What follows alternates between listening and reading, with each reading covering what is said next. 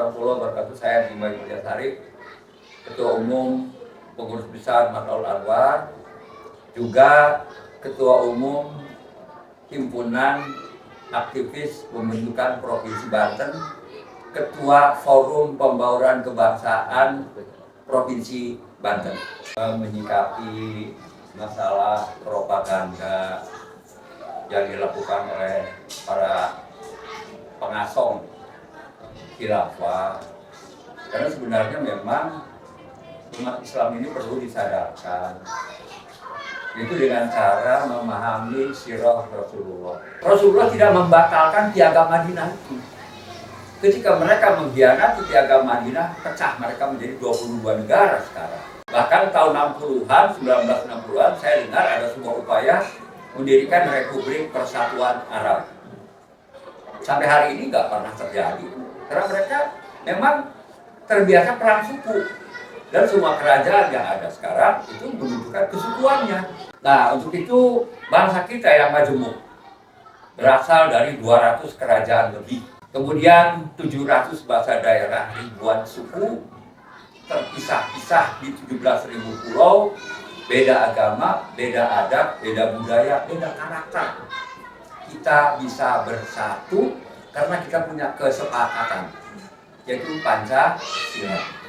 Pancasila itu kesepakatan. Yang haram hukumnya kita melanggar kesepakatan. Perhatikan firman Allah di dalam Al-Quran di surat Al-Maidah ayat 1 saja.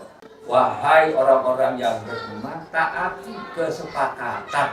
Oleh karena itu, ketika terjadi DITI tahun 49 yang dideklarasikan oleh Kartosuwiryo, Pak Muhammad Nasir dengan tegas, itu adalah pengkhianat, buat.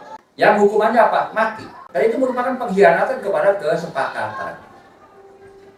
Dan siapa yang membiayai? Saya baca dalam sebuah literatur bahwa yang membiayai, yang memberikan senjata kepada DITI, kepada Kartosuwiryo adalah Western. Artinya apa? Belanda.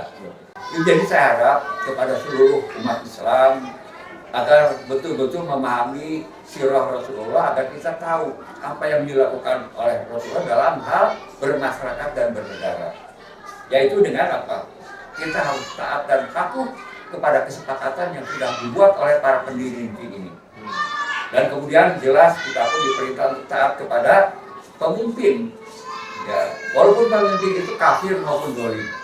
Nah, itu saya harap seluruh warga masyarakat Banten, khususnya dan tentunya seluruh bangsa Indonesia, agar tidak terprovokasi, terpengaruh oleh propaganda-propaganda yang akan memecah belah bangsa kita.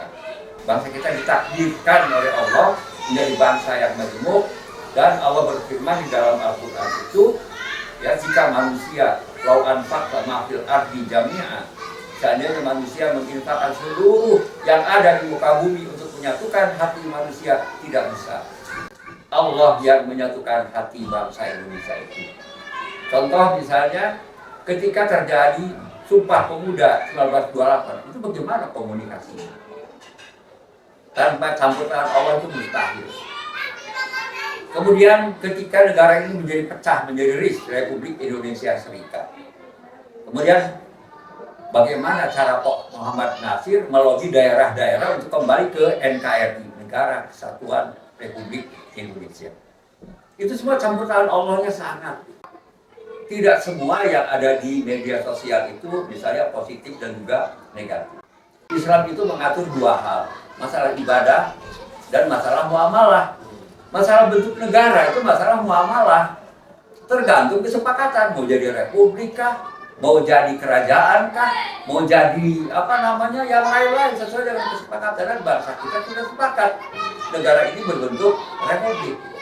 Ya, ini juga pemahaman ini mungkin karena di sekolah pemahaman pelajaran agama itu kurang. Lebih kepada masalah-masalah ibadah ritual saja. Bukan tidak penting, tapi bagaimana kita bermasyarakat, berbangsa, dan bernegara. Itu harus disampaikan kepada generasi muda. Nah, untuk itu saya berharap pemerintah agar memblokir konten-konten yang negatif, apapun. Apalagi yang menyangkut masalah agama.